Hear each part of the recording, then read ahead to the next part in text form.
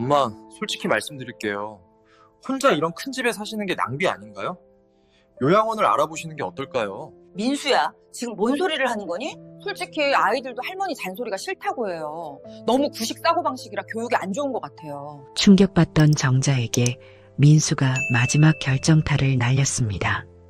엄마, 우리도 경제적으로 많이 어려워요. 아이들 교육비도 부족하고 집이라도 팔아서 좀 도와주시면 안 될까요?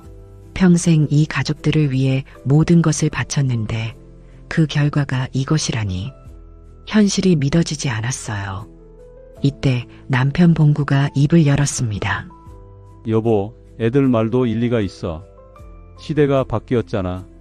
정자는 남편마저 자식들 편을 드는 것을 보고 완전히 절망했습니다. 믿었던 사람들로부터 배신을 당한 이야기를 지금부터 해드리겠습니다. 추석 당일 오후 3시 서울 외곽 단독주택가에 자리한 차정자의 집 앞마당에는 코스모스가 바람에 하늘거리고 있었습니다.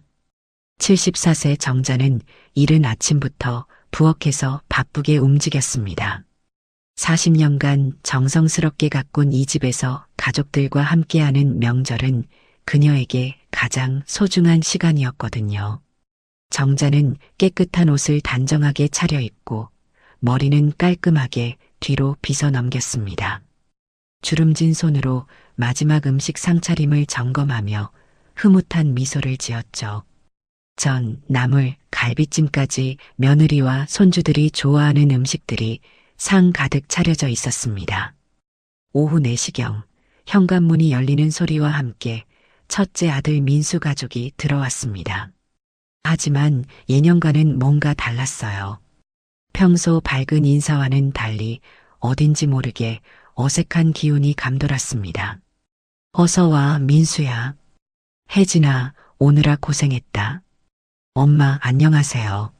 아이들아, 할머니께 인사드려. 민수는 45세의 나이답지 않게 어딘지 초조해 보였습니다. 평소 단정했던 모습과 달리 넥타이도 삐뚤어져 있었고 눈가에는 피로가 역력했어요. 어머님, 안녕하세요. 42세 혜진은 검은색 블라우스에 회색 정장 바지를 입고 있었지만 평소에 온화한 미소는 찾아볼 수 없었습니다. 입술을 꽉 다물고 있는 모습이 마치 무언가를 참고 있는 듯 했어요. 할머니, 안녕하세요. 할머니. 16세 지연이와 13세 지훈이도 평소 봤던 모습과는 달리 고개를 숙인 채 인사만 대충 하고는 바로 거실 소파에 앉아 휴대폰을 만지작거렸습니다. 식사 시간 내내 어색한 침묵이 흘렀습니다. 정자는 손주들에게 자꾸 음식을 권했지만 아이들은 시큰둥한 반응만 보였죠.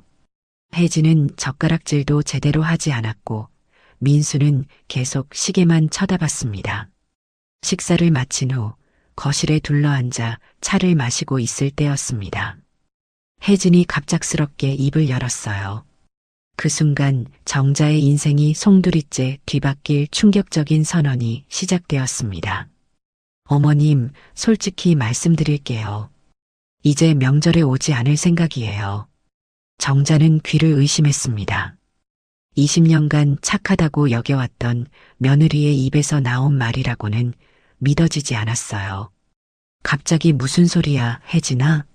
정말 솔직히 말씀드리면 어머님과 시간 보내는 게 너무 스트레스예요. 더 이상 못 견디겠어요. 첫 번째 충격이었습니다. 정자의 얼굴이 순간 하얘졌어요. 혜진의 차가운 목소리와 표정은 마치 다른 사람 같았습니다. 이어서 아들 민수가 더욱 충격적인 말을 던졌습니다. 엄마, 솔직히 말씀드릴게요. 이런 큰 집에 사시는 게 낭비 아닌가요? 요양원을 알아보시는 게 어떨까요? 두 번째 충격. 정자는 마치 머리를 망치로 얻어맞은 듯한 기분이었습니다. 40년간 정성으로 키운 아들이 자신을 요양원에 보내자고 하다니 이것이 현실인지 악몽인지 구분이 안 됐어요. 민수야, 지금 뭔 소리를 하는 거니? 정자의 목소리는 떨리고 있었습니다. 하지만 혜진은 멈추지 않았어요. 솔직히 아이들도 할머니 잔소리가 싫다고 해요. 너무 구식 사고방식이라 교육에 안 좋은 것 같아요. 세 번째 충격. 정자는 손주들을 쳐다봤습니다. 지연이와 지훈이는 고개를 끄덕이며 엄마 편을 들고 있었어요. 할머니 집은 좀 지루해요. 할머니는 잔소리가 너무 많아요. 마지막 결정타는 민수에게서 나왔습니다. 엄마, 우리도 경제적으로 많이 어려워요. 아이들 교육비도 부족하고 집이라도 팔아서 좀 도와주시면 안 될까요? 네 번째 충격. 정자는 완전히 말문이 막혔습니다. 평생 이 가족들을 위해 모든 것을 바쳤는데 그 결과가 이것이라니. 현실이 믿어지지 않았어요. 이때 남편 봉구가 입을 열었습니다. 여보, 애들 말도 일리가 있어. 시대가 바뀌었잖아. 정자는 남편마저 자식들 편을 드는 것을 보고 완전히 절망했습니다. 사면초가였어요. 가족들이 떠난 후 정자는 텅 빈 거실에 혼자 앉아 충격에서 헤어나오지 못했습니다. 정성스럽게 차려놓은 음식들이 그대로 남아있는 상 앞에서 74년을 살아오면서 이런 모멸감을 느낀 적은 없었어요. 평생 자식들을 위해 모든 것을 바쳤는데 그 결과가 짐짝 취급이라니. 정자의 가슴 속에는 분노와 절망이 뒤섞여 치밀어 올랐습니다. 그날 밤 차정자는 잠을 이루지 못했습니다. 침실 천장을 바라보며 뒤척이는 그녀의 눈가에는 마른 눈물 자국이 선명했어요. 자식들의 말이 머릿속에서 끊임없이 맴돌며 가슴을 찔렀습니다. 어머님과 시간 보내는 게 너무 스트레스예요. 요양원을 알아보시는 게 어떨까요? 집이라도 팔아서 좀 도와주시면. 하나하나가 칼날 같았어요. 옆에서 잠든 남편 봉구의 고른 숨소리만이 적막한 밤을 채우고 있었습니다. 정자는 조심스럽게 몸을 돌려 남편을 바라봤어요. 76세의 늙은 남편은 여전히 자신이 젊은 시절 사랑했던 그 모습이었지만 오늘만큼은 원망스럽기만 했습니다. 애들 말도 일리가 있어라는 말이 귓가에 맴돌았거든요. 74년을 살아오면서 이런 모멸감을 느낀 적은 없었습니다. 평생 자식들을 위해 모든 것을 바쳤는데 그 결과가 짐짝 취급이라니.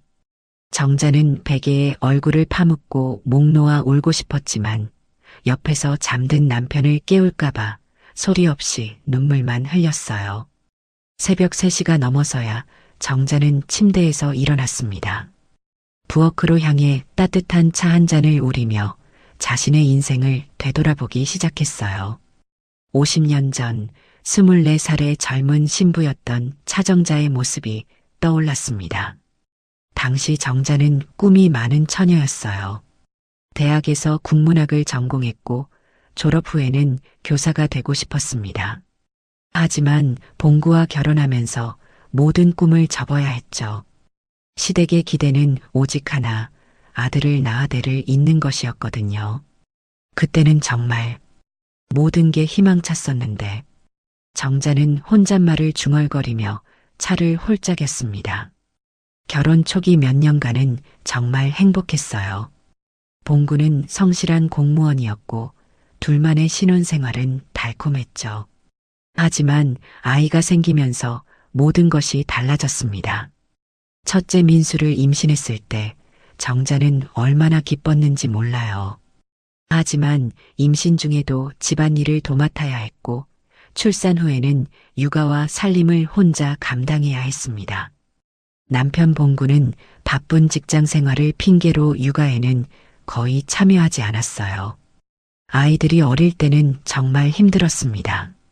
기저귀 값을 아끼기 위해 천기저귀를 빨았었고 아이들 옷은 모두 정자가 손바느질로 만들어 입혔어요.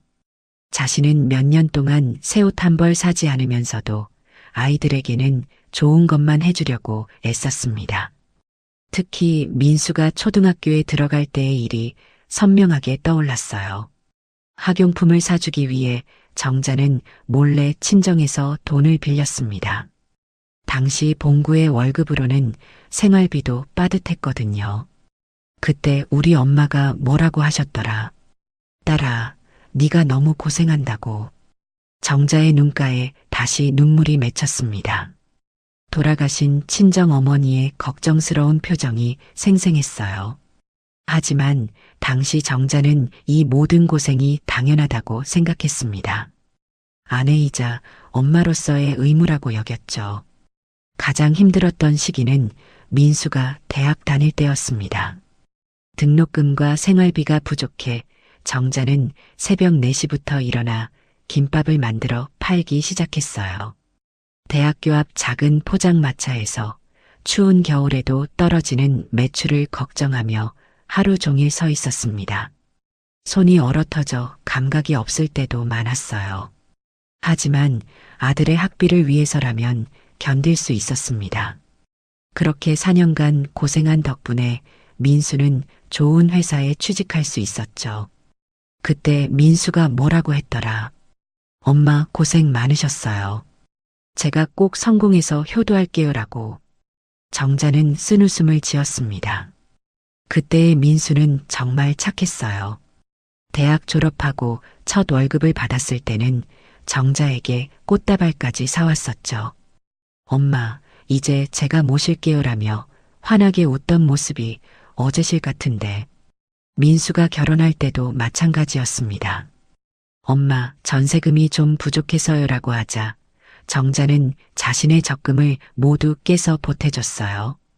20년간 모은 돈이었지만 주저하지 않았습니다. 신혼집 살림살이도 대부분 정자가 마련해줬죠. 그리고 손주들이 태어났을 때는 더욱 헌신적이었습니다. 혜진이 직장을 다닐 수 있도록 아이들 돌봄을 도맡았고 밤에 아이가 아프면 병원에 데려가는 것도 모두 정자의 몫이었어요. 정자는 부엌 창밖을 내다봤습니다. 동이 트기 시작하는 하늘이 회색빛으로 물들어 있었어요. 40년간 살아온 이 집의 모든 구석구석에는 가족들과의 추억이 배어 있었습니다. 특히 며느리 혜진을 위해서는 정말 많은 것을 해줬어요. 혜진이 교사 일을 계속할 수 있도록 아이들 돌봄을 자처했고 아플 때는 병원에 데리고 다니며 간병했습니다. 손주들 교육비가 부족할 때는 자신의 적금을 깨서 도와주기도 했죠. 명절 때마다 온 가족이 모일 수 있도록 며칠 전부터 음식을 준비하고 손주들 용돈도 넉넉히 챙겨줬습니다. 혜진이 어머님, 정말 감사해요라고 할 때마다 정자는 뿌듯했어요. 자신이 좋은 시어머니가 되었다고 생각했거든요. 하지만 그 모든 희생과 헌신이 이제는 스트레스이고 간섭이라고 평가받고 있었습니다. 정자의 가슴이 답답해 왔어요. 내가 뭘 잘못했다는 거지? 정자는 자신에게 물었습니다. 더 충격적인 것은 아들 민수의 태도였어요. 40년간 정성으로 키운 아들이 엄마 요양원을 알아보시는 게 어떨까요라고 하다니 이것이 현실인지 악몽인지 구분이 안 됐습니다. 새벽 5시가 되자 봉구가 일어났습니다. 평소 일찍 일어나는 습관이 있던 그였지만 오늘은 정자가 이미 깨어있는 것을 보고 놀란 표정을 지었어요. 여보, 벌써 일어났어? 못 잤나? 당신은 잘 잤겠네요. 정자의 목소리에는 원망이 담겨 있었습니다. 봉구는 아내의 표정을 보고 어제 일을 떠올렸어요. 어제 일로 아직도 마음이 안 좋아? 당신도 애들 편을 들었잖아요. 시대가 바뀌었다면서요. 여보, 나는 그냥 뭐예요? 50년 같이 살면서 아내가 이렇게 상처받고 있는데 위로 한마디 없이 애들 편만 들어요? 정자의 목소리가 떨렸습니다. 평생 말수가 적던 그녀가 이렇게 감정을 드러내는 것은 정말 드문 일이었어요. 아니야, 여보. 나도 애들이 좀 심했다고 생각해. 하지만 뭐예요? 내가 요양원에 가는 게 맞다는 거예요? 그런 게 아니라 요즘 젊은 애들 생각이 우리랑 다르잖아. 봉구의 말에 정자는 더욱 실망했습니다. 남편마저 자신을 이해해주지 않는다는 생각에 더욱 외로움이 깊어졌어요. 당신도 결국 내 편이 아니네요. 그럼 나는 누구 편인가요? 정자는 그제야 깨달았습니다. 자신이 그동안 얼마나 순진했는지, 자식들의 진짜 속마음이 무엇인지 이제야 알게 되었어요. 가족을 위해 살아왔지만 정작 자신을 위해 주는 사람은 아무도 없었던 것입니다. 정자는 찬물에 얼굴을 씻으며 거울 속 자신을 바라봤습니다. 주름진 얼굴, 하얀 머리, 굽어진 어깨. 74년의 세월이 고스란히 새겨진 모습이었어요. 하지만 눈빛만큼은 여전히 살아있었습니다. 이제 정말 나를 위해 살아야겠어. 정자는 결심했습니다. 더 이상 누군가를 위해 희생하며 살지 않겠다고, 이제는 자신의 인생을 살겠다고 마음먹었어요. 그 순간 정자의 눈에는 새로운 빛이 스며들기 시작했습니다. 며칠 동안 잠 못 이루던 차정자는 자신의 인생을 차근차근 되돌아보기 시작했습니다. 거실 소파에 앉아 오래된 앨범을 꺼내 들었어요. 노란 빛으로 바랜 사진들 속에는 젊은 시절의 정자와 가족들의 모습이 담겨 있었습니다. 과연 자신이 자식들에게 그렇게 대접받을 만한 잘못을 했는지, 아니면 자식들이 잘못된 것인지 판단하고 싶었거든요. 돌이켜보니 온전히 가족을 위한 희생의 연속이었습니다. 첫 번째 사진은 1974년 결혼식 사진이었어요. 하얀 원피스를 입은 24살의 정자는 정말 아름다웠습니다. 그때의 정자는 꿈이 많은 처녀였죠. 그때는 정말 세상 모든 게 아름다워 보였는데, 정자는 사진 속 자신을 바라보며 혼잣말을 중얼거렸습니다. 대학에서 국문학을 전공했던 정자는 졸업 후 교사가 되는 것이 꿈이었어요. 도서관에서 책을 읽으며 미래를 설계하던 그 시절이 그리웠습니다. 결혼 초기 몇 년간은 그래도 행복했어요. 봉구는 성실한 공무원이었고 작지만 알콩달콩한 신혼생활이 달콤했습니다. 하지만 남편의 작은 월급으로는 생활이 빠듯했어요. 정자는 집안일을 하면서도 아르바이트를 해서 가게를 도왔습니다. 그러던 중 첫째 민수를 임신하게 되었어요. 정자는 얼마나 기뻤는지 몰라요. 하지만 임신과 함께 모든 것이 달라졌습니다. 당시만 해도 남편이 육아를 돕는다는 개념이 거의 없던 시절이었거든요. 민수가 태어난 후 정자는 육아에 전념하기 위해 아르바이트도 그만뒀습니다. 24시간 아이를 돌보면서도 집안일을 모두 해내야 했어요. 밤에 아이가 울면 정자 혼자 일어나 달래야 했고, 낮에는 빨래와 청소, 요리를 해야 했습니다. 2년 후 둘째 민호까지 태어나자 정자의 고생은 배가 되었어요. 두 아이를 키우면서 살림까지 도맡다 보니 정자는 하루 3-4시간밖에 잠을 잘 수 없었습니다. 친정어머니가 가끔 도와주러 오시곤 했지만 대부분의 시간은 정자 혼자 감당해야 했어요. 그때 우리 엄마가 딸아, 너무 고생한다고 하시면서 눈물 흘리셨지. 정자의 눈가에 눈물이 맺혔습니다. 돌아가신 친정어머니의 걱정스러운 표정이 아직도 생생했어요. 하지만 당시 정자는 이 모든 고생이 당연하다고 생각했습니다. 아내이자 엄마로서의 의무라고 여겼죠. 자신은 몇 년 동안 새 옷 한 벌 사지 않았습니다. 거울을 볼 때마다 초라해진 자신의 모습에 한숨이 나왔지만 아이들에게는 좋은 것만 해주려고 애썼어요. 그때는 그게 당연한 줄 알았거든요. 특히 민수가 초등학교에 들어갈 때의 일은 지금도 잊을 수 없습니다. 새 가방과 학용품을 사주고 싶었지만 돈이 부족했어요. 정자는 남편 몰래 친정에 가서 어머니께 돈을 빌렸습니다. 엄마, 죄송해요.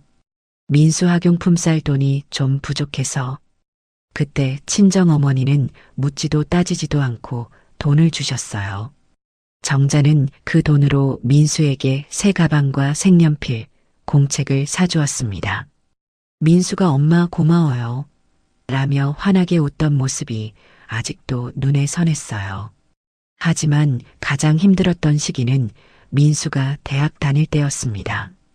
등록금과 생활비가 부족해 정자는 새벽 4시부터 일어나 김밥을 만들기 시작했어요.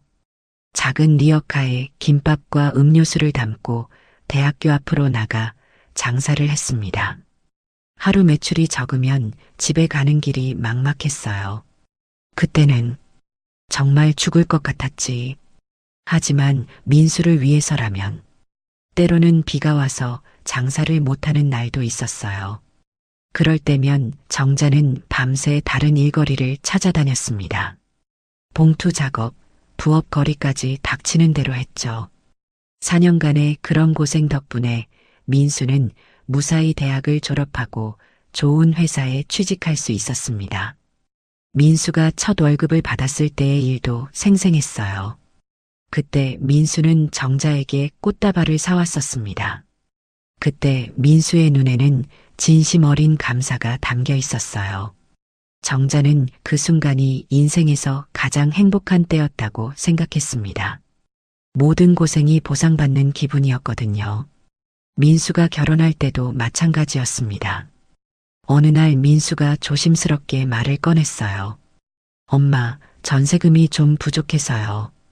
죄송하지만 민수가 말을 다 끝내기도 전에 정자는 고개를 끄덕였습니다.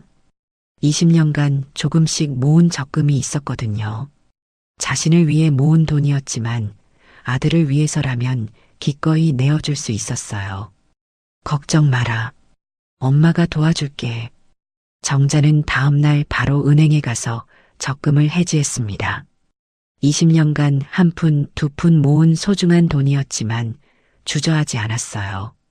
그뿐만 아니라 신혼집 살림살이도 대부분 정자가 마련해줬습니다. 냉장고, 세탁기, 침대까지. 새 살림을 차리는 데 필요한 모든 것을 정자가 사줬어요. 그리고 손주들이 태어났을 때는 더욱 헌신적이었습니다. 지연이가 태어났을 때 정자는 한 달간 며느리 집에서 살며 산후조리를 도와줬어요. 밤에 아이가 울면 정자가 일어나 젖을 먹이고 기저귀를 갈았습니다. 혜진이가 교사 일을 계속하고 싶다고 하자 정자는 기꺼이 아이들 돌봄을 도맡았어요. 매일 아침 7시에 민수네 집에 가서 아이들을 돌보고 저녁 늦게까지 머물렀습니다.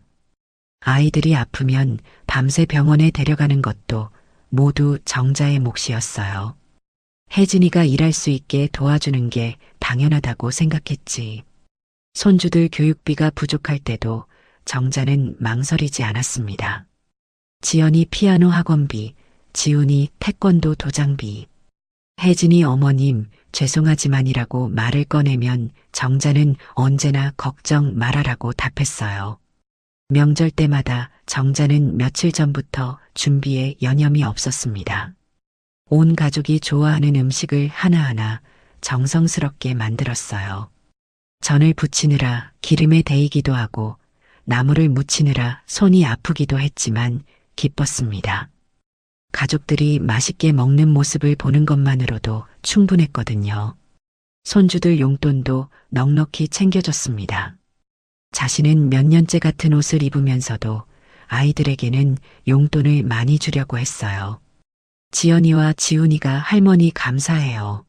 라며 안겨올 때면 세상을 다 가진 기분이었습니다. 이 모든 희생은 가족에 대한 사랑에서 비롯된 것이었어요. 정자는 자식들이 더 좋은 환경에서 살기를 바라며 자신의 모든 것을 내어줬습니다. 그것이 어머니의 도리라고 할머니의 역할이라고 생각했거든요. 하지만 지금 그 모든 희생과 헌신의 결과가 무엇이었을까요? 어머님과 시간 보내는 게 너무 스트레스예요. 요양원을 알아보시는 게 어떨까요? 집이라도 팔아서 좀 도와주시면. 내가 뭘 잘못했다는 거야? 정자는 사진첩을 덮으며 한숨을 깊게 쉬었습니다. 가족을 위해 모든 것을 바쳤는데 그 결과가 이런 배신이라니. 정자의 가슴 속에는 억울함과 분노가 뒤섞여 치밀어 올랐습니다. 하지만 동시에 이런 생각도 들었어요. 이제는 정말 나를 위해 살아야겠다. 추석 사건 이전까지 차정자는 자신이 정말 복 많은 사람이라고 생각했습니다. 특히 며느리 혜진과의 관계를 무엇보다 자랑스러워했어요. 동네 카페에서 친구들과 만날 때마다 정자는 혜진 자랑을 빼놓지 않았습니다. 어느 화창한 오후 정자는 절친한 친구 영희와 함께 동네 카페에 앉아 있었어요. 72세의 영희는 정자와 50년 넘게 우정을 이어온 소중한 친구였습니다. 두 사람은 커피를 마시며 자식들 이야기에 한창이었어요. 정자야, 요즘 며느리들 정말 별거 아니야. 우리 며느리는 명절에도 설거지 하나 안 도와줘. 아이고, 영희야. 우리 혜진이는 정말 착해. 항상 어머님 감사해요 하면서 인사도 정중하게 하고. 정말 부럽다. 어떻게 그렇게 좋은 며느리를 만났어? 정자는 뿌듯한 표정으로 혜진 이야기를 계속했습니다. 실제로 혜진은 20년간 정자에게 한 번도 큰 소리를 낸 적이 없었어요. 항상 공손했고 시어머니에게 반말을 한 적도 없었습니다. 우리 혜진이는 말이야, 생신이나 어버이날이면 항상 어머님 정성스럽게 준비했어요 하면서 선물도 챙겨와. 카네이션도 직접 달아주고. 정자가 말하는 것은 모두 사실이었어요. 혜진은 매년 어버이날이면 빠짐없이 카네이션을 사와서 정자의 가슴에 직접 달아드렸습니다. 그때마다 정자는 감동해서 눈물을 글썽이곤 했죠. 세상에, 정말 복받았네. 우리 며느리는 어버이날에 문자 한 통이면 끝이야. 그리고 우리 혜진이는 아이들 때문에 바빠도 시어머니 생신만큼은 꼭 챙겨. 작년 생신 때도 어머님 건강하세요 하면서 미역국을 정성스럽게 끓여왔다고.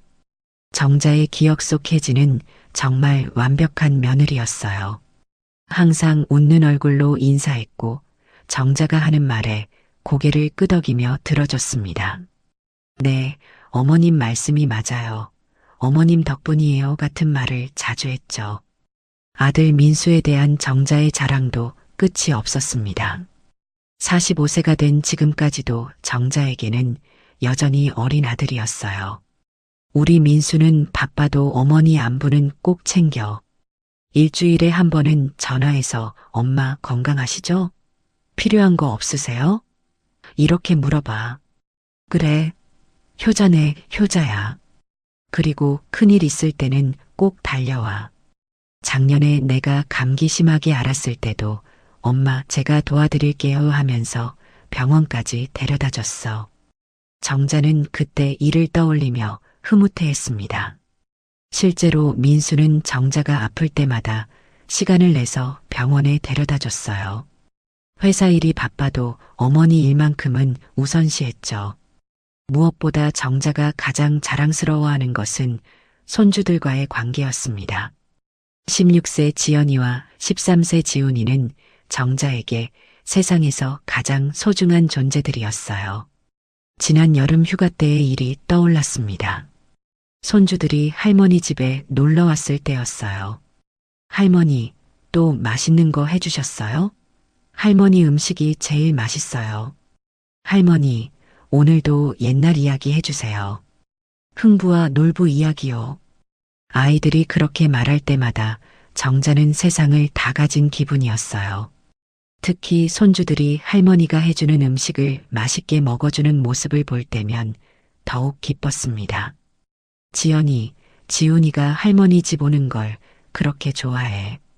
명절이면 할머니 윷놀이 해요. 하면서 먼저 윷을 가져와.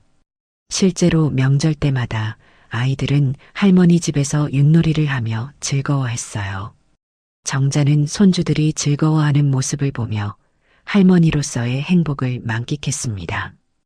혜진이 직장 때문에 바쁠 때는 정자가 기꺼이 손주들을 돌봤어요. 그런 정자를 보며 동네 사람들은 부러워했습니다. 어느 날 혜진이 정자에게 부탁했습니다. 어머님, 죄송한데 오늘 회식이 있어서 늦을 것 같아요. 아이들 좀 봐주실 수 있으세요? 그런 게 무슨 부탁이야. 당연히 봐줄게. 걱정 마라. 어머님, 정말 감사해요.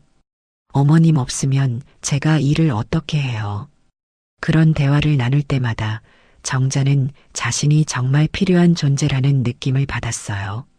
며느리에게 도움이 되고 있다는 생각에 뿌듯했습니다. 학교에서 돌아온 아이들의 간식을 챙겨주고 숙제도 도와줬어요. 아이들이 아플 때는 정자가 직접 병원에 데려가고 밤새 간병하는 것도 기꺼이 했습니다. 할머니, 배 아파요. 아이고, 우리 지연이. 할머니가 병원 데려갈게. 걱정 마라. 그런 일이 있을 때마다 혜진은 정자에게 깊이 감사했어요. 어머님, 정말 죄송해요. 어머님이 계셔서 제가 마음 놓고 일할 수 있어요. 그런 소리 하지 마라. 우리가 가족이잖아. 정자는 이런 며느리를 둔 것이 얼마나 큰 복인지 늘 감사했습니다. 다른 시어머니들이 며느리 때문에 고생한다는 이야기를 들을 때마다 정자는 자신의 혜진이는 정말 다르다고 생각했어요. 민수 가족이 경제적으로 어려울 때도 정자는 기꺼이 도왔습니다. 특히 손주들 교육비 문제는 정자에게 가장 중요한 일이었어요. 어느 날 혜진이 조심스럽게 말을 꺼냈습니다. 어머님, 죄송한 말씀인데 지연이 피아노 학원비가 좀 부족해서요. 죄송하지만 아이고, 그런 걸로 고민하지 마라. 할머니가 다 해줄게. 어머님, 정말 감사해요. 어떻게 갚아야 할지. 갚기는 무슨. 우리 지연이 잘 되는 게 할머니 소원이야. 정자는 다음날 바로 은행에 가서 적금에서 돈을 빼왔어요. 지연이의 피아노 학원비뿐만 아니라 지훈이의 태권도 도장비까지 넉넉히 주었습니다. 할머니, 감사해요. 열심히 연습할게요. 할머니 최고예요. 손주들이 그렇게 기뻐할 때마다 정자는 자신의 선택이 옳다고 확신했어요. 아이들의 교육을 위해서라면 얼마든지 도와줄 수 있었습니다. 명절 때마다 정자는 며칠 전부터 준비에 여념이 없었어요. 온 가족이 좋아하는 음식을 하나하나 정성스럽게 만들었습니다. 민수가 좋아하는 갈비찜, 혜진이 좋아하는 나물 반찬, 아이들이 좋아하는 동그랑땡까지. 명절 당일 가족들이 모이면 정자는 정말 행복했어요. 엄마, 올해도 음식이 정말 맛있네요. 고생 많으셨어요. 어머님, 이렇게 준비하시느라 얼마나 힘드셨어요. 정말 감사해요. 할머니, 동그랑땡 최고예요. 할머니가 해주신 음식이 세상에서 제일 맛있어요. 가족들의 이런 반응을 들을 때마다 정자는 며칠간의 고생이 모두 보상받는 기분이었어요. 사랑하는 가족들이 자신이 만든 음식을 맛있게 먹는 모습을 보는 것만으로도 충분했습니다. 손주들 용돈도 넉넉히 챙겨줬어요. 자신은 몇 년째 같은 옷을 입으면서도 아이들에게는 용돈을 많이 주려고 했습니다. 지연이, 지훈이 용돈이야. 필요한 거 있으면 할머니한테 언제든 말해. 할머니, 너무 많이 주세요. 감사해요. 할머니 사랑해요. 아이들이 그렇게 안겨올 때면 정자는 세상을 다 가진 기분이었어요. 손주들의 따뜻한 포옹과 사랑해요라는 말이 정자에게는 가장 큰 선물이었습니다. 동네 친구들 사이에서 정자는 정말 부러움의 대상이었어요. 다른 할머니들이 자식들 이야기를 할 때마다 정자는 자신의 행복을 실감했습니다. 어느 날 동네 경로당에서 친구들과 이야기하던 중이었어요. 요즘 자식들은 어떻게 된 건지. 우리 아들은 한 달에 한 번 오면 다행이야. 그래도 한 달에 한 번이라도 오면 좋지. 우리는 명절에도 안 와. 정자는 참 복받았어. 아들, 며느리 다 효자, 효부야. 고마운 일이지. 우리 민수는 일주일에 한 번씩 안부 전화하고 혜진이는 친딸보다 더 잘해줘. 정말? 어떻게 그런 며느리를 만났어? 혜진이는 말이야. 시어머니 생신도 절대 안 잊어버리고 아플 때는 밤새 간병까지 해줘. 그런 이야기를 할 때마다 정자는 정말 뿌듯했어요. 다른 사람들이 자식들에게 무시당하거나 외로워한다는 이야기를 들을 때마다 정자는 자신의 가족은 정말 다르다고 확신했습니다. 자신이 쏟은 사랑과 희생에 대해 가족들이 고마워하고 있다고, 진심으로 자신을 사랑하고 있다고 믿었어요. 특히 혜진의 어머님, 정말 감사해요. 어머님 없으면 안 돼요. 같은 말들이 얼마나 진심처럼 들렸는지 몰라요. 민수의 엄마 고생 많으셨어요. 제가 꼭 효도할게요. 같은 말들도 마찬가지였어요.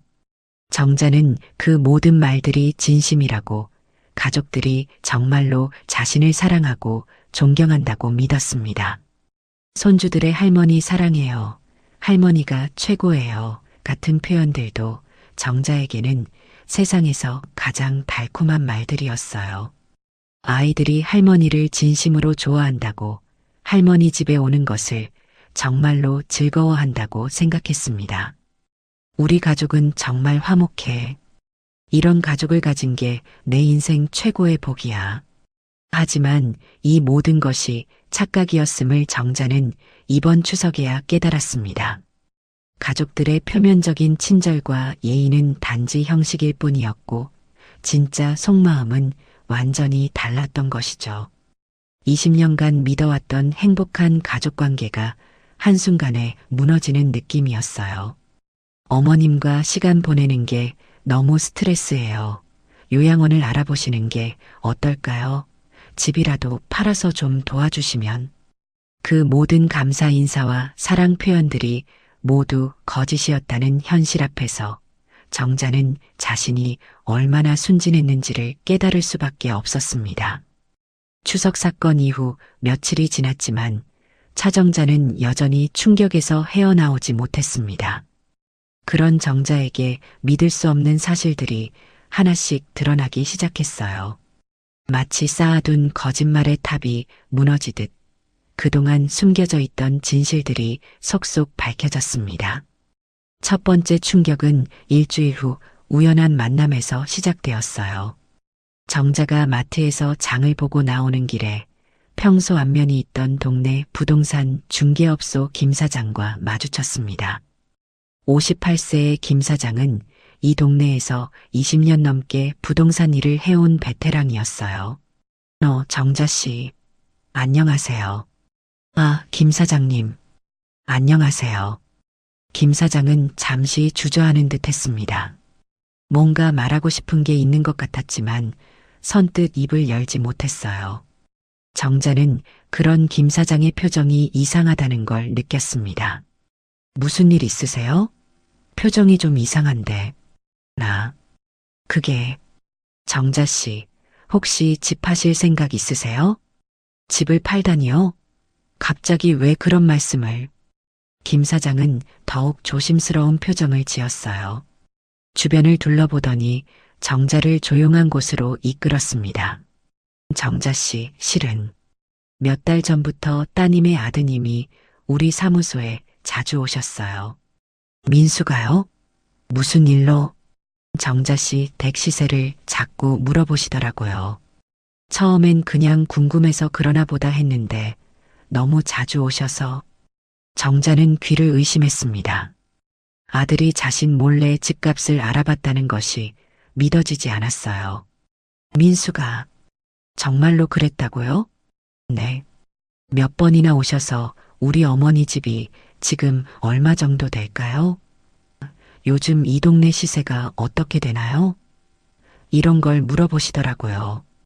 김 사장의 말을 들으며 정자의 얼굴이 점점 하얘졌어요.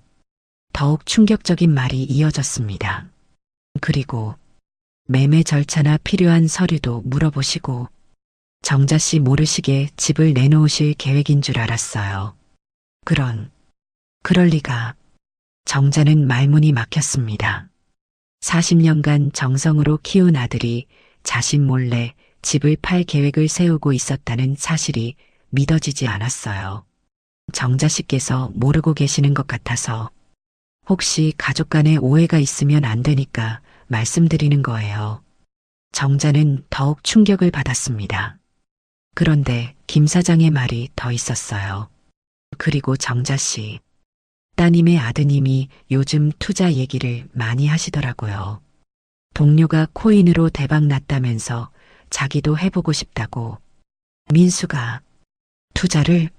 네, 집값 물어보실 때 요즘 다들 재테크 한다면서 조급해 하시는 것 같았어요. 혹시 무리한 투자 하실까봐 걱정됐거든요. 고맙습니다. 알려주셔서. 정자는 비틀거리며 집으로 돌아왔습니다. 김 사장의 말이 머릿속에서 맴돌았어요. 아들이 몇 달 전부터 집값을 알아봤다는 것, 매매 절차까지 문의했다는 것, 추석날 집이라도 팔아서 좀 도와주시면 이라고 한 말이 갑작스러운 게 아니었던 거예요. 두 번째 충격은 며칠 후 은행에서 일어났습니다. 정자가 적금을 확인하러 은행에 갔을 때 평소 친절했던 35세 창구 직원이 조심스럽게 말을 꺼냈어요. 고객님, 죄송한데 혹시 아드님께서 고객님 계좌 관련해서 문의하신 거 아세요?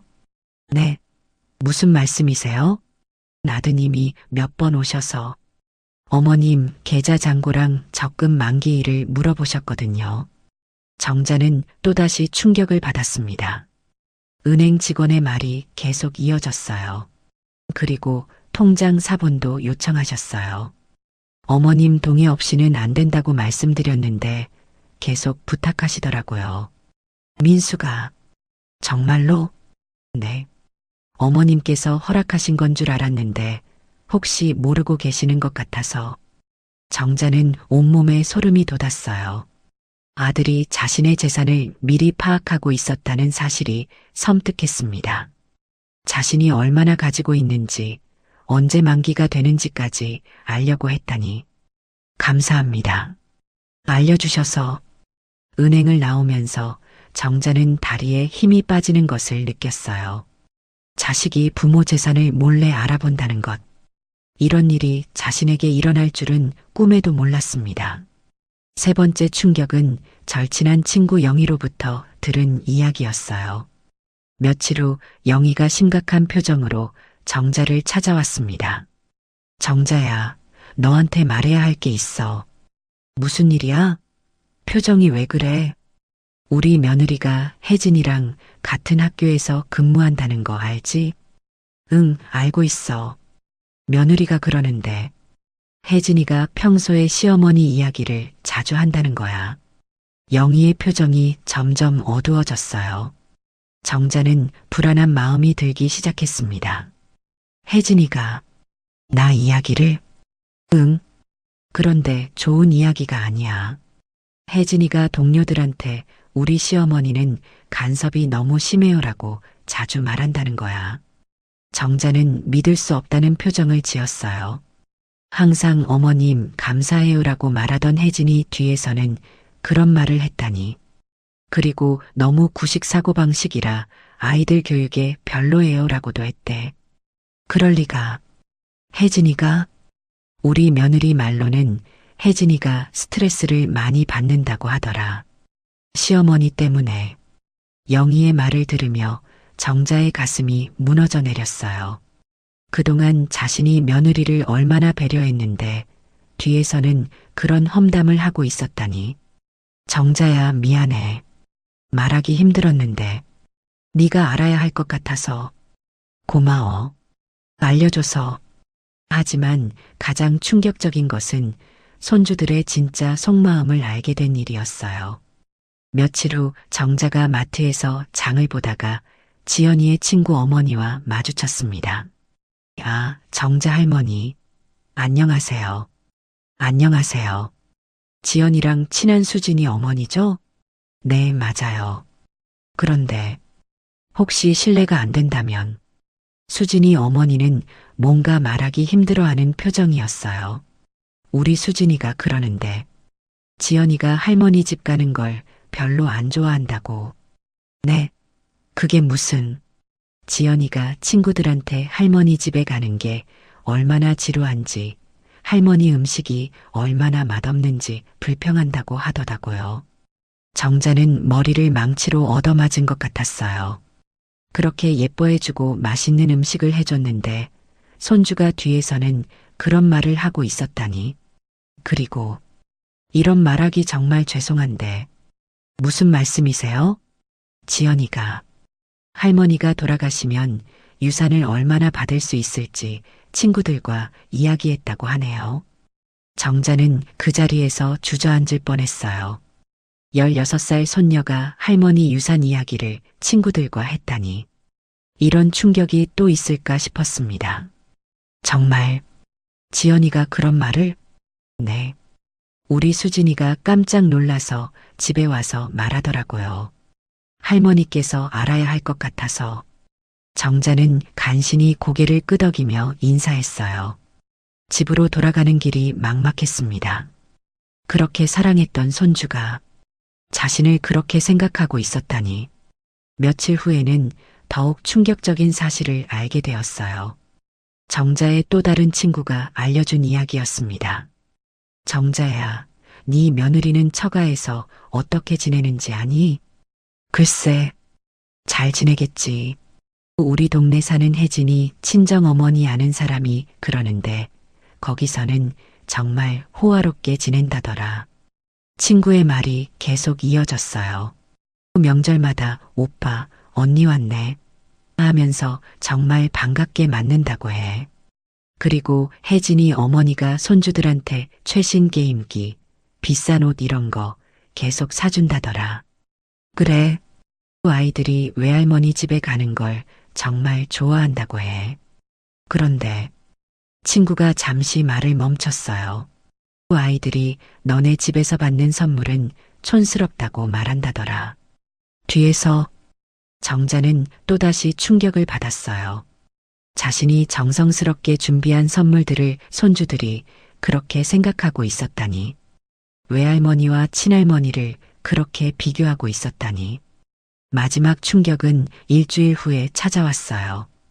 동네 요양원 원장이 정자를 직접 찾아온 것이었습니다.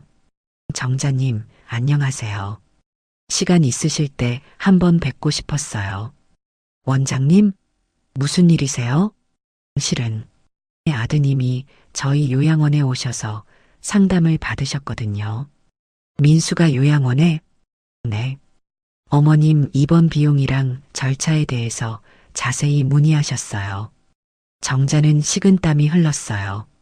아들이 벌써 요양원까지 알아보고 있었다니. 그리고 어머님 건강 상태는 어떤지, 혹시 치매 증상은 없는지까지 물어보시더라고요. 치매 증상을? 네. 저는 어머님께서 직접 상담 신청을 하신 줄 알았는데 오늘 뵈니까 그게 아닌 것 같아서. 정자는 완전히 말문이 막혔어요. 아들이 자신을 치매 환자 취급하면서 요양원 입원까지 알아보고 있었다니. 이런 배신이 또 있을까 싶었습니다. 혹시 가족 간에 오해가 있으면 안 되니까 말씀드리는 거예요. 고맙습니다. 알려주셔서. 요양원장이 돌아간 후 정자는 소파에 주저앉았어요. 이 모든 사실들이 한꺼번에 머릿속에서 맴돌았습니다. 아들이 몇 달 전부터 집값을 알아본 것, 은행에서 자신의 재산을 파악하려 한 것, 며느리가 뒤에서 험담한 것, 손주들이 자신을 그렇게 생각한 것, 그리고 벌써 요양원까지 알아본 것. 이게 다 진짜야? 정자는 자신에게 물었어요. 20년간 믿어왔던 모든 것이 거짓이었다는 현실이 받아들여지지 않았습니다. 가족들의 어머님 감사해요. 엄마 고마워요. 할머니 사랑해요. 같은 말들이 모두 형식적인 인사에 불과했다는 것. 그제야 정자는 깨달았습니다. 자신이 그동안 얼마나 속고 살았는지, 가족들의 진짜 속마음이 무엇인지 이제야 알게 된 것이에요. 50년간 가족을 위해 모든 것을 바쳤는데 결국 자신은 그들에게 짐짝에 불과했던 거예요. 그럼 난 뭐였던 거야?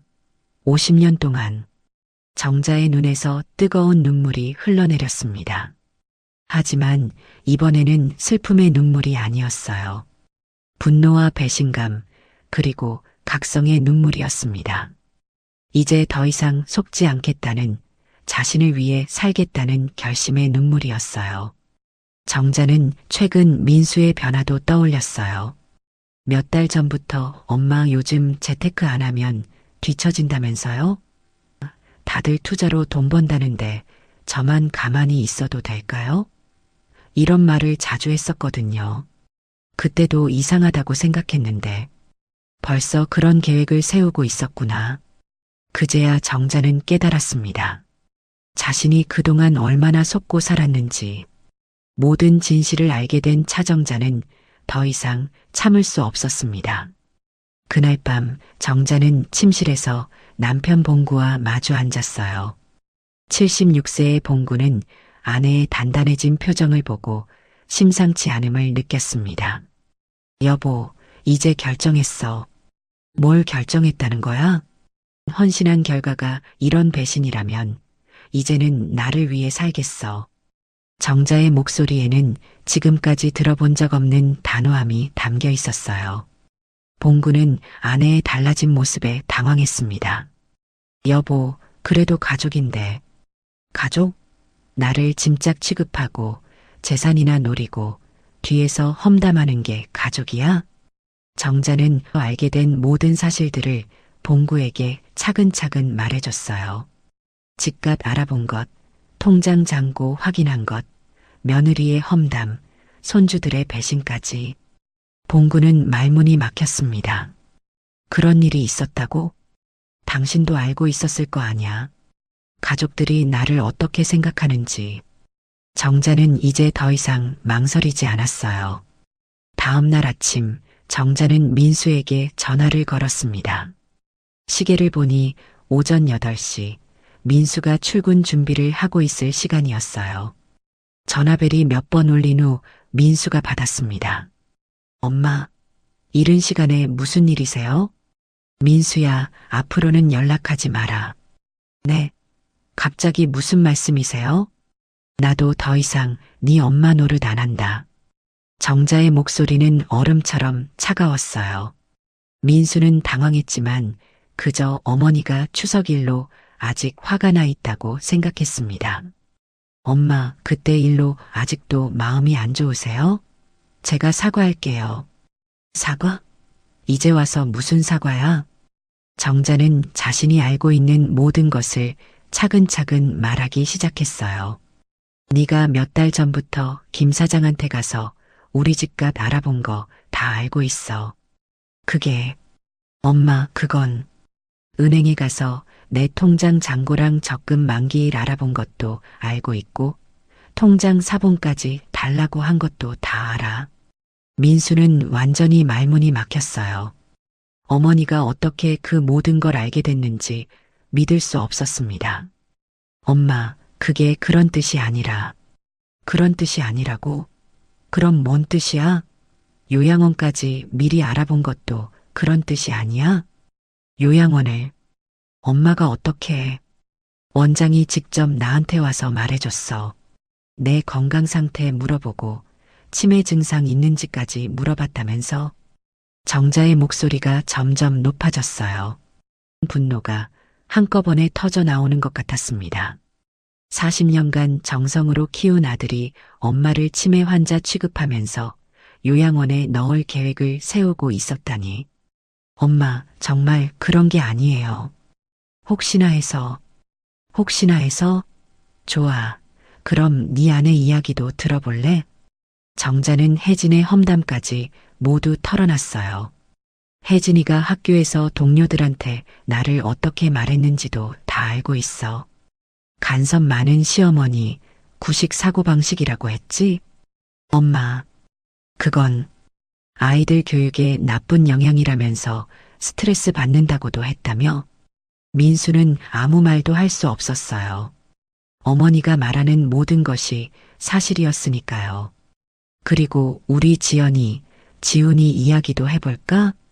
아이들이 뭘? 지연이가 친구들한테 할머니 집에 가는 게 지루하고 할머니 음식이 맛없다고 했다는 거 알고 있어. 정자의 목소리가 떨렸어요. 손주들의 배신이 가장 아팠거든요. 그리고 할머니가 죽으면 유산을 얼마나 받을 수 있을지 친구들과 이야기했다는 것도 다 알아. 엄마, 그건 아이들이 어려서 16살이 어려서 할머니 유산 계산을 해? 정자는 더 이상 참을 수 없었어요. 그리고 혜진이 친정에서는 어떻게 지내는지도 다 알고 있어. 거기서는 호화롭게 대해주면서 내가 주는 선물은 촌스럽다고 뒤에서 비웃더라고. 엄마, 저희가 정말 잘못했습니다. 용서해 주세요. 용서? 이제 와서 용서를 바라. 정자는 심호흡을 한 번 하고 단호하게 말했어요. 민수야, 앞으로 내게 연락하지 마라. 나도 더 이상 너희들을 위해 희생하지 않을 거야. 엄마, 그러지 마세요. 제발.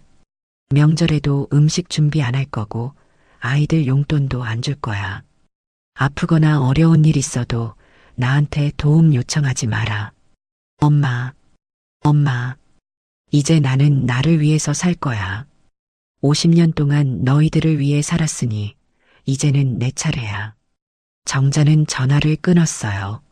민수가 다시 전화를 걸어왔지만 받지 않았습니다. 오후에는 혜진에게도 전화를 걸었어요. 어머님? 민수 오빠한테 들었는데. 혜진아, 너한테도 할 말이 있어. 어머님, 정말 죄송해요.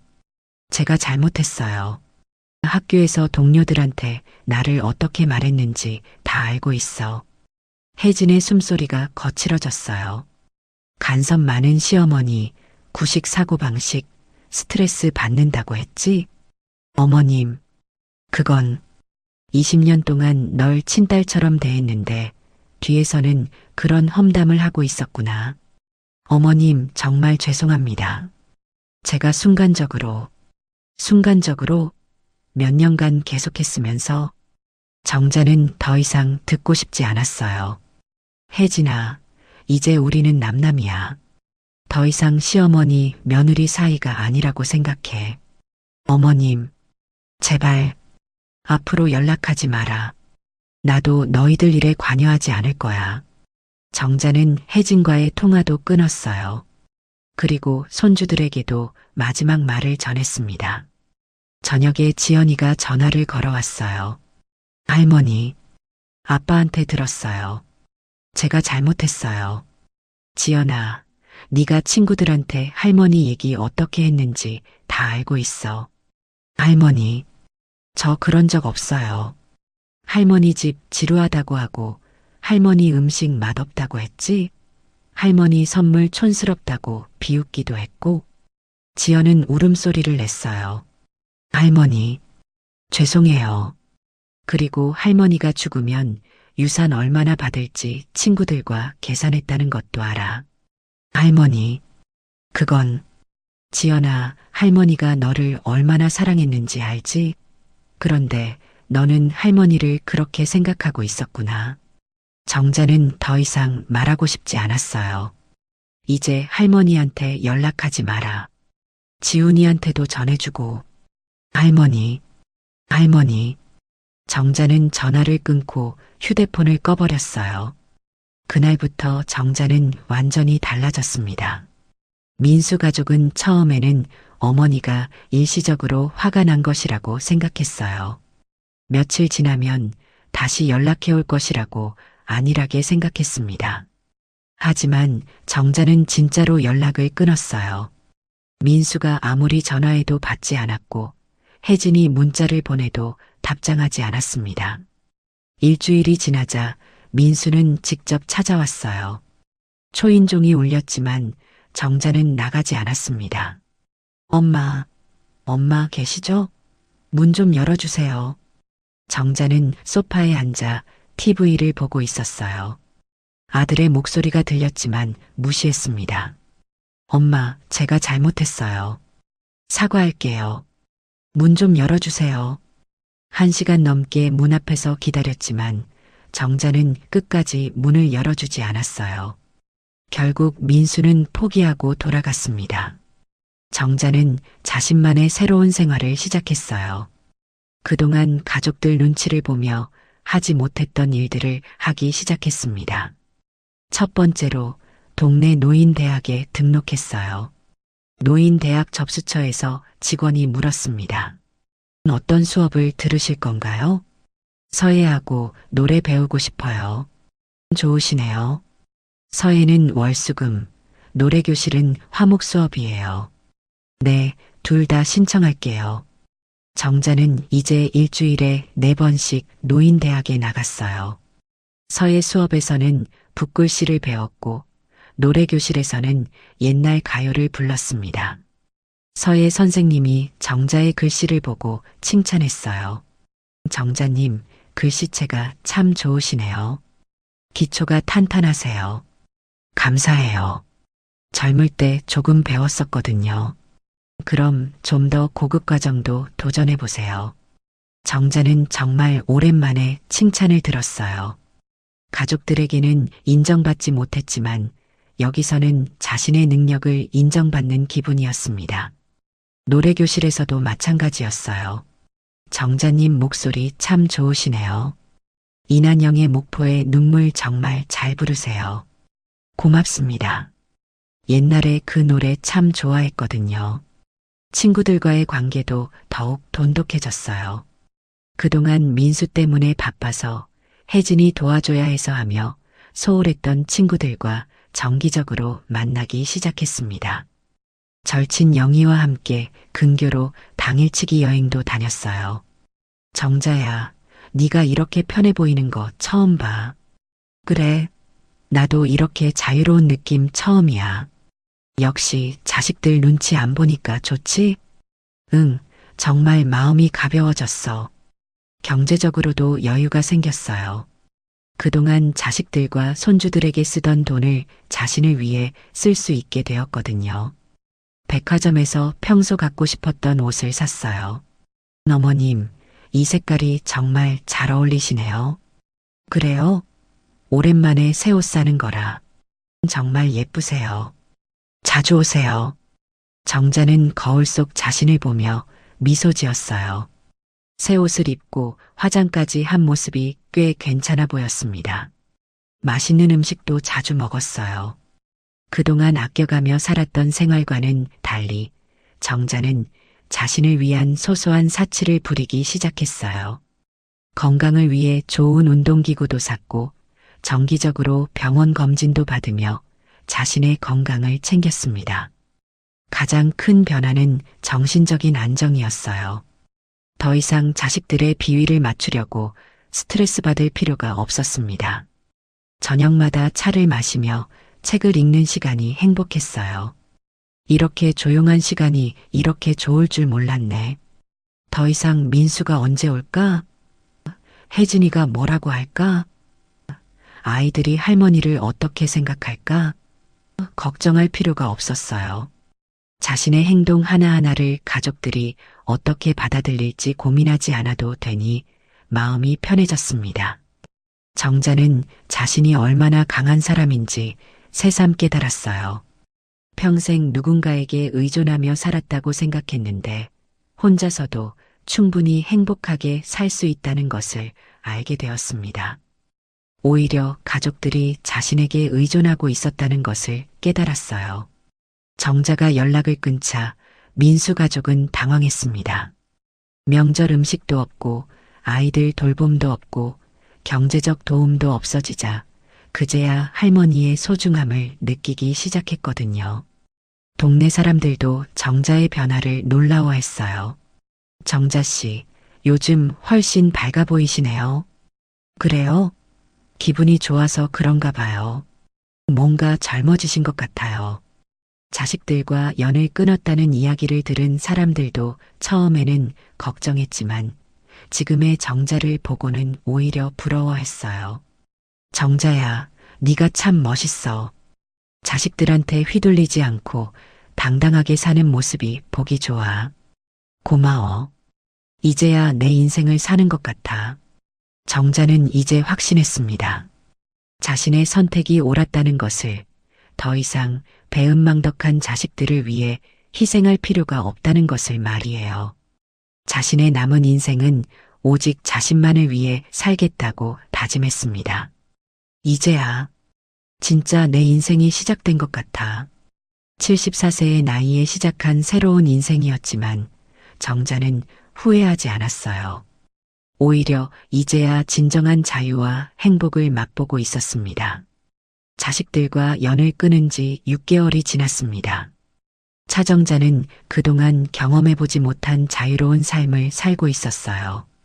매일 아침 눈을 뜰 때마다 아무도 자신을 재촉하지 않는다는 사실이 신기했습니다. 누구의 눈치도 보지 않고 하고 싶은 일을 할 수 있다는 것이 이렇게 행복한 일인지 74년을 살아와서 처음 알았어요. 오늘은 화요일 노인대학 노래교실이 있는 날이었습니다. 정자는 평소보다 일찍 일어나 샤워를 하고 새로 산 연보라색 블라우스를 입었어요. 거울 속 자신의 모습을 보며 미소 지었습니다. 화장까지 하니 10살은 젊어 보였거든요. 오늘은 무슨 노래를 배울까? 정자는 혼잣말을 하며 가방을 챙겼어요. 노인대학에 다닌 지 6개월째였지만 여전히 수업이 있는 날이면 설렜습니다. 더 이상 민수가 언제 올까? 혜진이한테 뭐 해줘야 할까? 걱정하지 않아도 되니 마음이 한결 가벼웠어요. 노인대학에 도착하자 같은 수업을 듣는 친구들이 반갑게 맞아줬습니다. 정자 씨, 오늘도 일찍 오셨네요. 네, 요즘 일찍 자고 일찍 일어나는 습관이 생겼어요. 정자 씨는 정말 부지런하세요. 저는 아직도 늦잠 자는 버릇이. 나이 들수록 규칙적인 생활이 좋더라고요. 오늘 노래교실에서는 사랑으로라는 노래를 배웠어요. 정자가 그 노래를 부르자 62세의 노래 선생님이 눈을 반짝였습니다. 정자님, 정말 감정을 잘 살려서 부르시네요. 목소리도 참 좋으시고. 감사합니다. 예전에는 이런 걸 배울 기회가 없었는데 지금 해보니까 정말 재밌어요. 다음 주 발표회에서 독창으로 한 곡 해보시는 게 어떨까요? 저요? 정말요? 네, 정자님 실력이면 충분하세요. 정자는 기뻤어요. 평생 누군가에게 인정받고 싶었는데 이제야 자신의 능력을 제대로 평가받는 기분이었습니다. 가족들에게는 그저 음식해주고 뒷바라지해주는 사람일 뿐이었지만 여기서는 정자 자신으로서 존중받고 있었어요. 수요일은 서예 수업이 있는 날이었어요. 정자는 서예에도 특별한 재능을 보였습니다. 65세의 서예 선생님은 정자의 글씨를 보며 항상 감탄했어요. 정자님 글씨는 정말 힘이 있어요. 기본기가 탄탄하시네요. 젊을 때 조금 배웠었는데 이렇게 다시 하니까 새롭네요. 다음 달에 전시회가 있는데 정자님 작품도 출품해 보시는 게 어떨까요? 제 작품을요? 그런 곳에 낼 만큼 잘 쓰나요? 충분해요. 정자님은 글씨에 마음이 담겨 있어요. 그게 가장 중요한 거거든요. 정자는 뿌듯했어요. 평생 누구를 돌보는 일에만 매달렸는데 이제는 자신만의 재능을 발견하고 발전시켜 나가는 재미를 알게 되었습니다. 목요일 오후에는 절친 영희와 함께 온천 여행을 다녀왔어요. 72세의 영희는 정자와 50년 넘게 우정을 이어온 소중한 친구였습니다. 온천에서 따뜻한 물에 몸을 담그고 있을 때 영희가 말했어요. 정자야, 네가 이렇게 편해 보이는 거 처음 봐. 그래, 나도 이런 기분 처음이야. 예전에는 항상 뭔가에 쫓기는 것 같았는데 지금은 정말 여유로워 보여. 맞아. 그때는 항상 누군가를 챙겨야 한다는 부담이 있었거든. 자식들이 연락 안 해서 섭섭하지 않아? 처음에는 좀 그랬지. 그런데 지금은 전혀. 오히려 이렇게 자유로운 게 좋아. 영희는 정자의 변화를 신기해했어요. 정자야, 솔직히 말하면 너 완전히 다른 사람 된 것 같아. 예전에는 항상 민수가, 혜진이가 그랬는데 지금은 나를 먼저 생각하잖아. 그러게. 나도 몰랐어. 내가 이렇게 강한 사람인 줄. 진짜 대단해.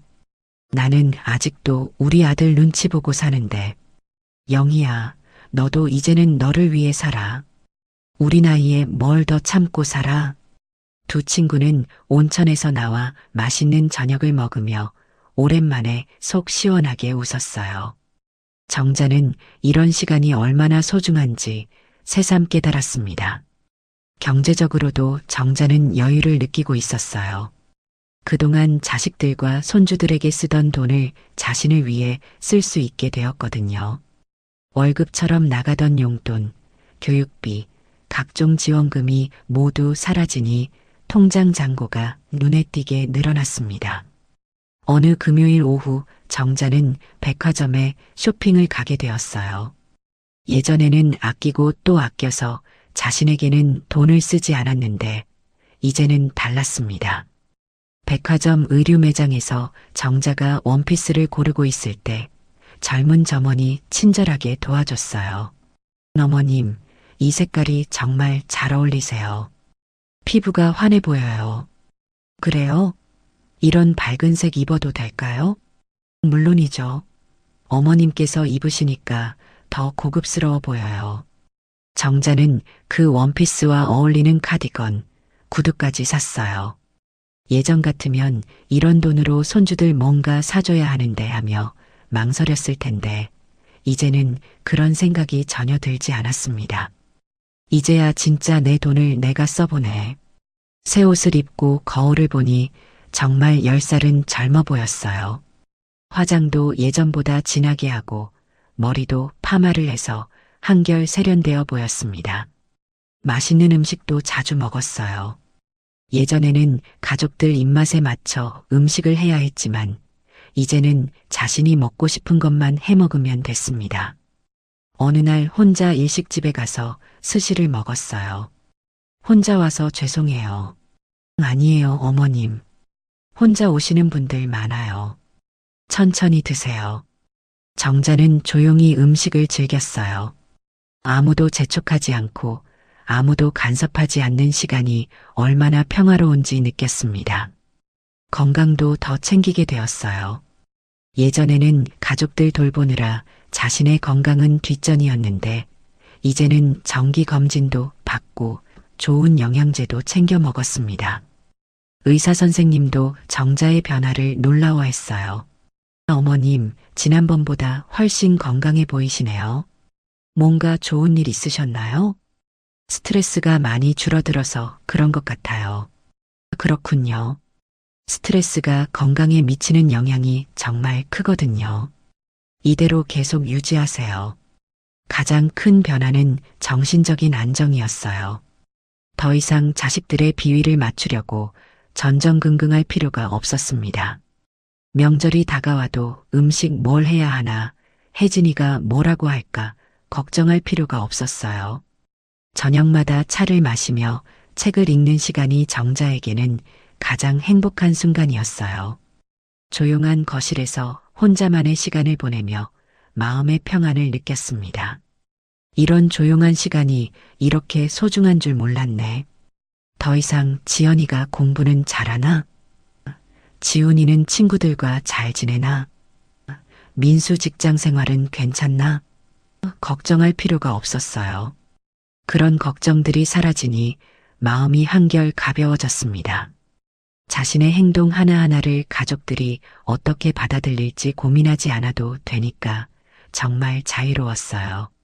하고 싶은 말을 하고 하고 싶은 일을 하는 것이 이렇게 좋은 거였구나 싶었습니다. 정자는 자신이 얼마나 강한 사람인지 새삼 깨달았어요. 평생 누군가에게 의존하며 살았다고 생각했는데 사실은 혼자서도 충분히 행복하게 살 수 있는 사람이었습니다. 오히려 가족들이 자신에게 더 많이 의존하고 있었다는 것을 이제야 알게 되었어요. 어느 날 장을 보러 나갔다가 예전에 알던 이웃을 만났어요. 어머, 정자씨, 오랜만이에요. 그런데 어쩐 일이에요? 완전히 다른 사람 같아 보여요. 그래요? 요즘 기분이 좋아서 그런가 봐요. 정말 젊어지신 것 같아요. 뭔가 활기차 보이시고. 비결이 뭐예요? 별거 없어요. 그냥 제 자신을 위해 살고 있을 뿐이에요. 다 그런가요? 요즘 아드님 가족은 어떻게 지내세요? 잘 지내겠죠.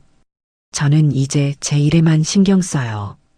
이웃은 정자의 달라진 모습에 놀라는 것 같았어요. 예전 정자는 항상 자식들 이야기부터 꺼냈는데 지금은 자신의 이야기를 먼저 하고 있었거든요. 동네 사람들도 정자의 변화를 신기해했어요. 자식들과 연을 끊었다는 이야기를 들은 사람들이 처음에는 걱정했지만 지금의 정자를 보고는 오히려 부러워했습니다. 경로당에서 만난 할머니들과 이야기를 나눌 때였어요. 정자씨, 정말 용기 있으시네요. 자식들이랑 연 끊기가 쉬운 일이 아닌데 처음에는 힘들었죠. 그런데 지금은 전혀 후회 안 해요. 저도 우리 며느리 때문에 스트레스인데 정자씨처럼 할 용기가 안 나네요. 나이 드신 분들, 이제는 본인을 위해 사세요. 우리가 언제까지 자식들 눈치 보며 살 거예요? 맞는 말씀이에요. 그런데 말이 쉽지. 저도 그랬어요. 하지만 해보니까 별거 아니더라고요. 오히려 이렇게 자유로운 게 좋아요. 정자의 말을 들은 할머니들은 부러워하는 눈빛이었어요. 정자가 자신들이 꿈꾸는 이상적인 노후를 살고 있다고 생각했거든요. 어느 일요일 오후 정자는 남편 봉구와 함께 공원을 산책했어요. 여보, 요즘 정말 달라 보여. 어떻게요? 뭔가 편해 보여. 예전에는 항상 뭔가에 쫓기는 것 같았는데. 맞아요. 저도 그런 걸 느껴요. 애들이 연락 안 해서 속상하지 않아? 처음에는 그랬죠. 그런데 지금은 전혀. 오히려 연락 안 하는 게 편해요. 그래, 나는 가끔 손주들이 보고 싶은데. 보고 싶으면 당신이 연락하세요. 저는 이제 안 할 거예요. 봉구는 아내의 단호한 모습이 낯설었지만 한편으로는 든든해 보였어요. 평생 누군가를 위해 희생만 하던 아내가 이제야 자신을 위해 사는 모습이 보기 좋았습니다. 정자는 이제 확신했습니다. 자신의 선택이 옳았다는 것을, 더 이상 배은망덕한 자식들을 위해 희생할 필요가 없다는 것을 말이에요. 자신의 남은 인생은 오직 자신만을 위해 살겠다고 다짐했습니다. 이제야 진짜 내 인생이 시작된 것 같아. 74세의 나이에 시작한 새로운 인생이었지만 정자는 전혀 늦었다고 생각하지 않았어요. 오히려 이제야 진정한 자유와 행복을 맛보고 있었습니다. 앞으로 남은 시간이 얼마나 될지는 모르지만 그 시간만큼은 온전히 자신을 위해 살 것이라고 마음먹었어요. 저녁 무렵 정자는 거실 창가에 앉아 노을을 바라봤습니다. 붉게 물든 하늘이 참 아름다웠어요. 예전에는 이런 여유도 없었는데 이제는 이런 작은 일상의 아름다움도 느낄 수 있게 되었습니다. 이런 평온한 삶이 이렇게 좋을 줄 몰랐네. 연락을 끊은 지 1년이 지난 어느 가을 오후였습니다. 차정자는 노인대학에서 서예 수업을 마치고 집에 돌아와 차를 우리고 있었어요. 평온한 일상에 익숙해진 정자는 오늘도 조용하고 여유로운 시간을 보내고 있었습니다. 그때 현관문에서 초인종이 울렸어요. 정자는 고개를 갸웃했습니다. 요즘에는 방문객이 거의 없었거든요. 문을 열어보니 정자는 깜짝 놀랐어요. 민수와 혜진이 아이들과 함께 서 있었는데 그들의 몰골이 말이 아니었습니다. 평소 단정했던 민수는 수염도 깎지 않은 채 헝클어진 모습이었고 항상 깔끔했던 혜진은 눈이 붓고 초췌한 얼굴이었어요. 지연이와 지훈이도 예전의 밝은 모습은 온데간데 없이 시무룩한 표정이었습니다. 엄마, 안녕하세요. 민수의 목소리는 떨리고 있었어요. 평소 자신감 넘쳤던 모습과는 전혀 달랐습니다. 왜 왔어? 정자의 목소리는 차가웠어요. 1년 전의 따뜻한 어머니의 모습은 찾아볼 수 없었습니다. 엄마, 들어가서 이야기할 수 있을까요? 여기서 해. 무슨 일인지 궁금하네. 정자는 문 앞에서 팔짱을 끼고 서 있었어요. 예전 같으면 어서 들어와라며 반갑게 맞았을 텐데 지금은 완전히 달랐습니다. 민수는 떨리는 목소리로 말하기 시작했어요. 엄마, 제발 도와주세요. 저희가 큰일 났어요. 큰일? 무슨 큰일? 엄마, 직장 동료가 코인으로 몇 억을 벌었다고 자랑하면서 민수 형은 왜 재테크도 안 해? 공무원이라고 안주하면 안 되지 이런 말을 계속 하더라고요. 민수는 떨리는 목소리로 계속했어요. 처음에는 무시했는데 주변에서 다들 투자로 돈 번다는 얘기만 들리니까 조급해졌어요. 이대로 가면 평생 월급쟁이로만 살 것 같고 그래서 아무것도 모르면서 전 재산을 코인에 걸었어요. 금방 오를 줄 알았는데 90% 넘게 날렸어요. 정자는 놀라지 않았어요. 오히려 차갑게 바라볼 뿐이었습니다. 어머님, 집까지 담보로 잡혀서 곧 경매에 넘어갈 상황이에요. 아이들 학비도 낼 수 없고 당장 생활비도 없어요. 혜진의 목소리에는 절망이 가득했어요. 하지만 정자의 표정은 변하지 않았습니다. 엄마만이 저희를 구할 수 있어요. 제발 도와주세요. 민수는 울먹이며 애원했지만 정자는 꿈쩍도 하지 않았어요. 이때 혜진이 갑자기 무릎을 꿇었습니다. 어머님, 제가 정말 잘못했어요. 그때 제가 미쳤던 것 같아요. 혜진은 눈물을 흘리며 계속 말했어요. 어머님의 소중함을 이제야 깨달았어요. 정말 죄송해요. 지연이와 지훈이도 할머니 앞에서 고개를 숙였어요. 할머니, 저희가 잘못했어요.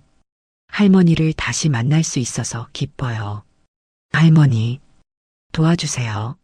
하지만 정자의 반응은 차갑기만 했습니다. 1년간 당당하게 살아온 정자에게 이들의 모습은 더 이상 동정을 불러일으키지 않았어요. 일어나. 어머님, 일어나라고 했어. 무릎 꿇는 거 보기 싫어. 정자는 팔짱을 낀 채 차갑게 말했어요. 1년 전에 나를 짐짝 취급하고 요양원에 보내려 했던 일들 기억 안 나? 엄마, 그때는 뭐 나랑 시간 보내는 게 스트레스라고 했으면서 이제 와서 소중하다고? 정자의 목소리가 점점 날카로워졌어요. 네가 몇 달 전부터 우리 집값 알아보고 은행에서 내 통장 잔고 확인한 것도 다 기억하고 있어. 어머님, 저희가 정말. 혜진아, 너도 마찬가지야. 학교에서 동료들한테 나를 어떻게 말했는지 다 알고 있어. 정자는 혜진을 똑바로 쳐다봤어요. 간섭 많은 시어머니, 구식 사고방식이라고 했지? 아이들 교육에 나쁜 영향이라면서? 어머님, 제가 순간적으로 몇 년간 계속 그런 험담을 했으면서 정자는 손주들도 놓치지 않았어요. 지연이, 지훈이도 마찬가지야. 할머니 집 지루하다고 하고 할머니 음식 맛없다고 했지? 할머니, 저희가 그리고 할머니가 죽으면 유산을 얼마나 받을지 친구들과 계산했다는 것도 다 알고 있어. 아이들은 고개를 들지 못했어요. 혜진이 친정에서는 호화롭게 대해주면서 내가 주는 선물은 촌스럽다고 뒤에서 비웃었지. 정자는 한 걸음 물러섰어요. 그리고 민수야, 네가 요양원까지 미리 알아본 거 원장이 직접 와서 말해줬어. 내 건강 상태 물어보고 치매 증상 있는지까지 물어봤다면서? 엄마, 그건 아들이 엄마를 치매 환자 취급하면서 요양원에 넣을 계획을 세우고 있었구나. 정자의 목소리에는 분노보다는 차가운 실망이 담겨 있었어요. 엄마, 정말 죽을 것 같아요. 어머니만이 저희를 구할 수 있어요. 구해달라고? 나도 이제 늙었으니 요양원 갈 돈 모아야 해. 그때 요양원 권한 건 네가 아니었나? 어머님 없이는 정말 살 수 없어요. 제가 정말 잘못했어요. 그때 구식이라고 했던 할머니에게 왜 도움을 요청하는 거야? 아이들 교육에 나쁜 영향이라며 피했던 할머니가 이제는 필요해. 손주들이 울면서 매달려도 정자의 마음은 변하지 않았어요. 할머니, 제발이요. 할머니, 도와주세요. 그때 할머니가 해준 음식이 맛없다고 했고 선물이 촌스럽다고 비웃었으며 심지어 유산 이야기까지 했잖아. 그런 손주들을 위해 왜 내가 희생해야 하지? 정자는 마지막으로 단호하게 선언했어요. 더 이상 도와줄 수 없다. 이제 각자 알아서 살아라. 엄마, 제발이요. 어머님, 한 번만 기회를 주세요. 나도 이제는 나만을 위해 살겠다. 너희들을 위해 살았으니 이제는 내 차례야. 정자는 마지막 한마디를 더했어요. 배은망덕한 자식들을 위해 더 이상 인생을 낭비하지 않겠어. 민수 가족은 절망하며 돌아갔습니다. 정자는 그들의 뒷모습을 보며 조금도 흔들리지 않았어요. 오히려 속이 시원했습니다. 마침내 자신을 괴롭혔던 사람들에게 정당한 응징을 한 기분이었어요. 1년간 당당하게 살아온 정자에게는 더 이상 그들을 위해 희생할 이유가 없었습니다. 정자는 문을 닫고 거실로 돌아가 차를 마셨어요. 마음은 전혀 흔들리지 않았습니다. 오히려 이제야 진정한 승리를 맛본 것 같았어요. 이제야 정말 끝났구나. 74세 차정자의 당당한 삶은 계속될 것이었습니다. 더 이상 누구에게도 휘둘리지 않는 자유로운 인생, 오직 자신만을 위한 행복한 나날들이 그녀를 기다리고 있었어요. 창밖으로 보이는 가을 하늘이 유난히 맑았습니다. 정자는 미소를 지으며 새로운 하루를 맞이할 준비를 했어요. 자신의 선택을 한 번도 후회하지 않는 당당한 74세, 진정한 승리자의 모습이었습니다.